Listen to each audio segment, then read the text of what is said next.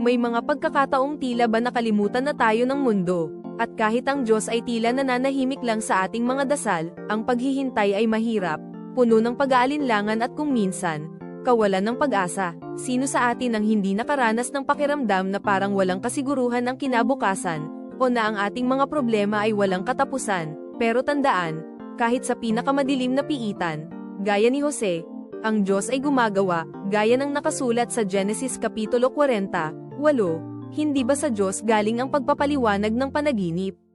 Ito ay paalala na sa bawat pagsubok, mayroong banal na layunin, at ang kanyang karunungan ang gumagabay sa bawat hindi natin inaasahang pangyayari. Mayroong plano siya, kahit hindi natin nakikita, kaya't sa bawat paghihintay, huwag mawalan ng pag-asa. Ang kanyang pag-ibig ay hindi nagbabago at laging naghahanda ng isang magandang wakas, higit pa sa ating inaasahan. Manalig ka, dahil ang Diyos na nagbigay liwanag kay Jose ay siya ring magbubukas ng daan para sa iyo, sa kanyang perpektong panahon. Magtiwala ka, dahil siya ang may hawak ng iyong bukas, puno ng pag-asa at pagmamahal.